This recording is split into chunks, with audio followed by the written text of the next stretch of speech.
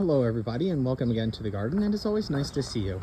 So today we've got the same thing. I know we have some views and maybe not as many views as normal, but hey, you know, even those of us out there and the few of you guys who are watching, I appreciate everything you're doing, and a big shout out to you guys. I think later this summer, near the end of the summer, I'm going to do a little giveaway. I think one of these guys here I'm going to give away, or one somewhere in here. Maybe this one, or maybe this one here. Something with a little bit of, that's kind of small. I know they're not the best, but oh, that one's starting to rot back there. Never mind. But those are ideas that I have, and there's so many pups coming on some of these stands that I might start cutting back top cuttings for myself and leave the middle cuttings that are smaller, maybe like 3-inch cuttings, more pucks than anything, and put those out for like, you know, contests and stuff like that.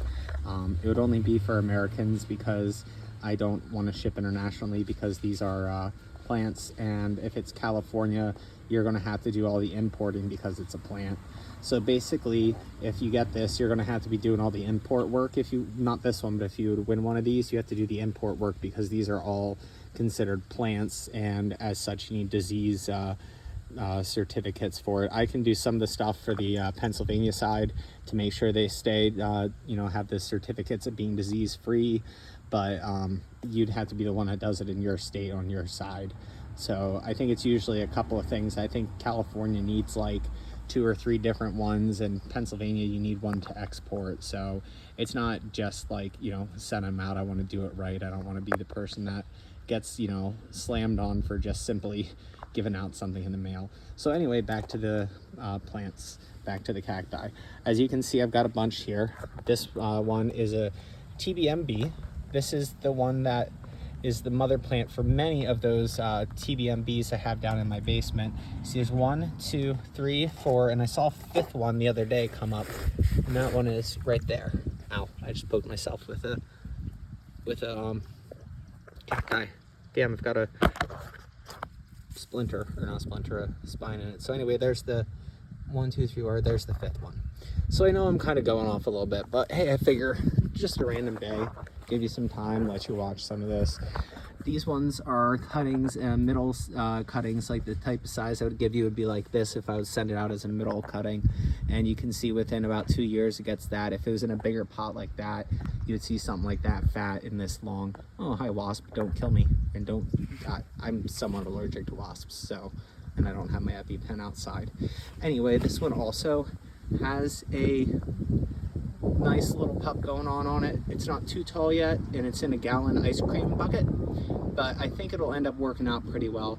Over here, this is the crap top from this plant over here.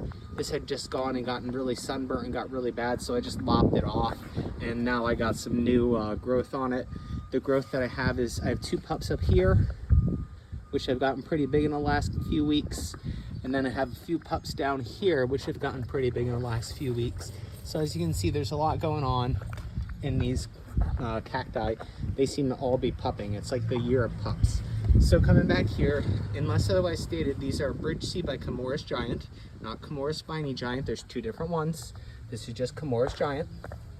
So anyway, you can see those have 2 pups coming off. And the only difference between this one and the other one over here, really, oh, and this one does have a pup coming off. There you go. The thing I was going to say is different is actually not different.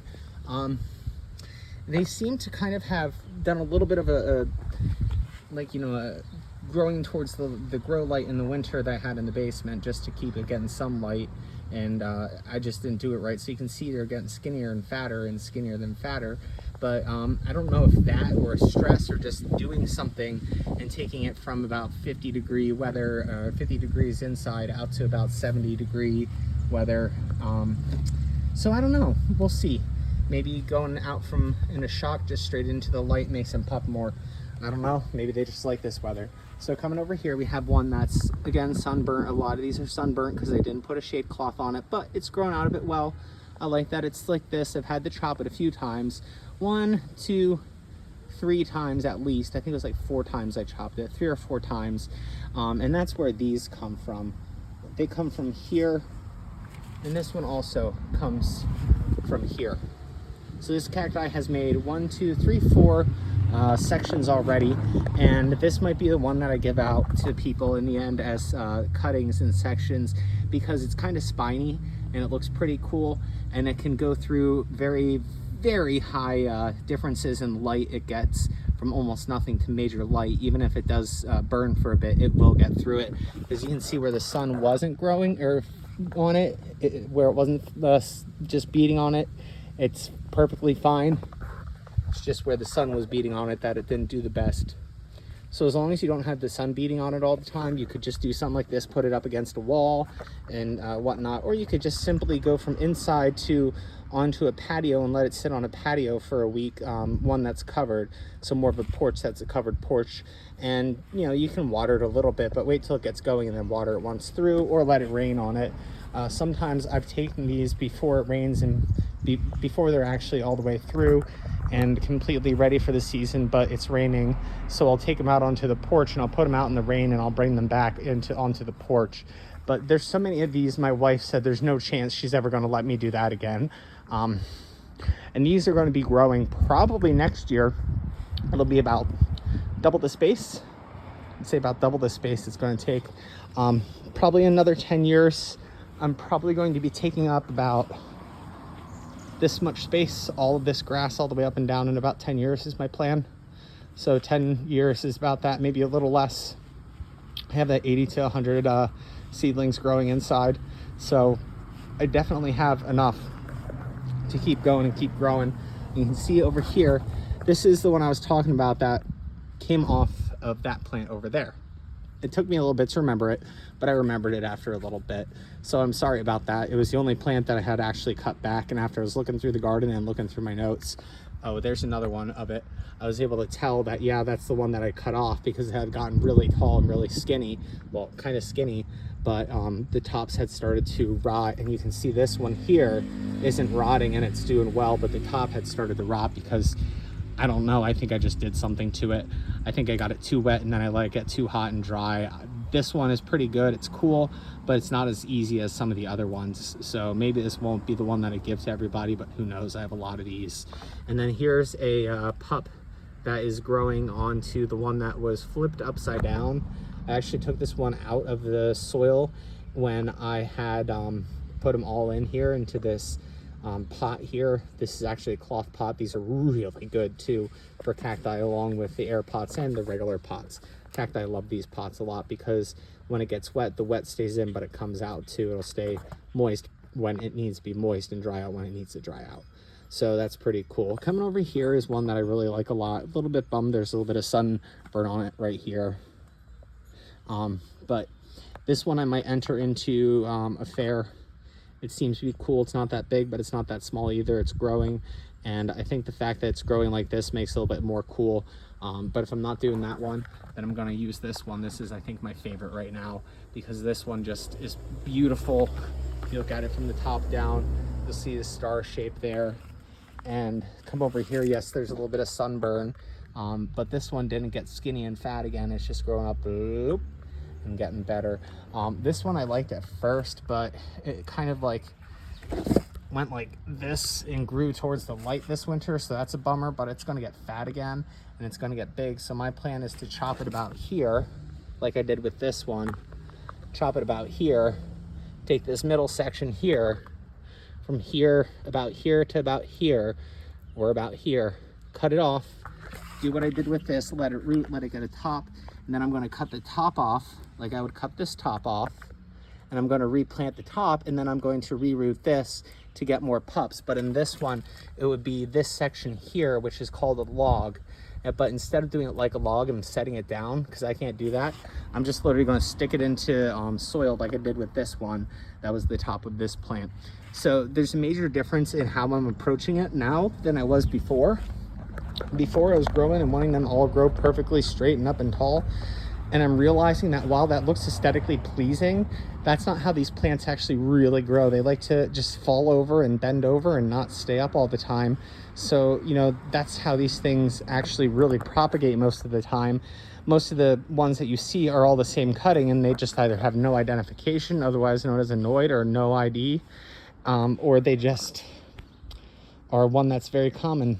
I mean, common cultivars and stuff, but these are not common cultivars. These are very unique. Minus the 3 of them that are there, which I'm not done yet. 3 of them are ones I didn't buy. That one in the white pot there that's got all the sunburn, that bridge sea, that one right here, this one I had bought because I don't want to go from seed. This one right here I had bought because I didn't want to go from seed. It came with that one.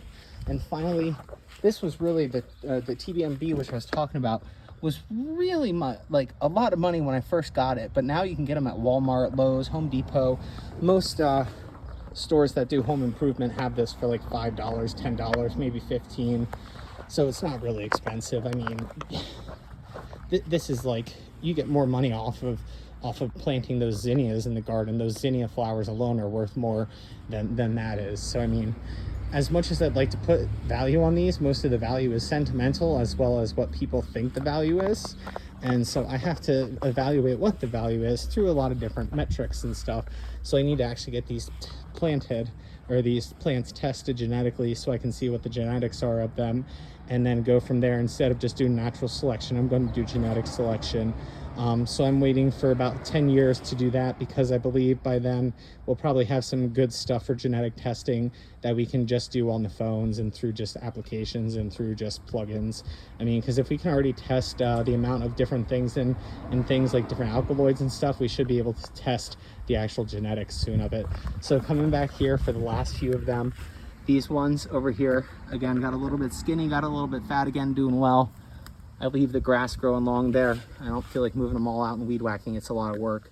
This is the other side of that one I like a lot. You can see where the bump is going in. This one's going to be pretty good. This one I'm thinking about up potting in a few days to a week, and then letting that one kind of get fat, like this one grow up and get fatter. All these ones are like 3 or 4 in a pot. Those ones all need to be transplanted out too. This one needs to be transplanted. I want them all into like 3-gallon equivalent pots, or the 5-gallon pots eventually is where they're all going, into those Lowe's buckets basically. But over here, the last one I'm going to show, this is the one that first started having pups, and I'm like, oh, that's cool, it's going to pup.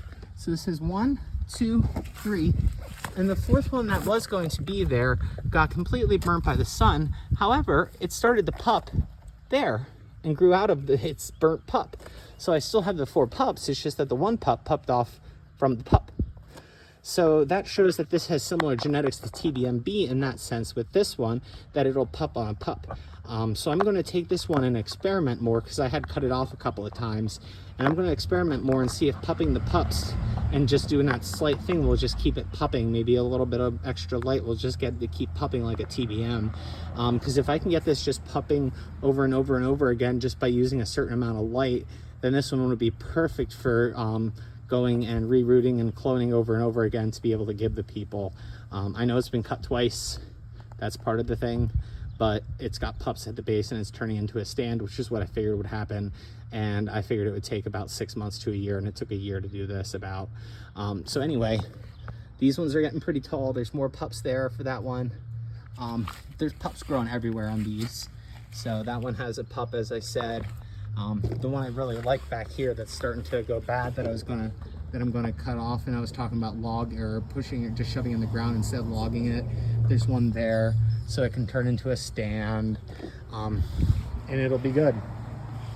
The only worry I have on all this is, once they get big as big stands, are they going to fall over in the winds that we have here? Because sometimes we have really high winds.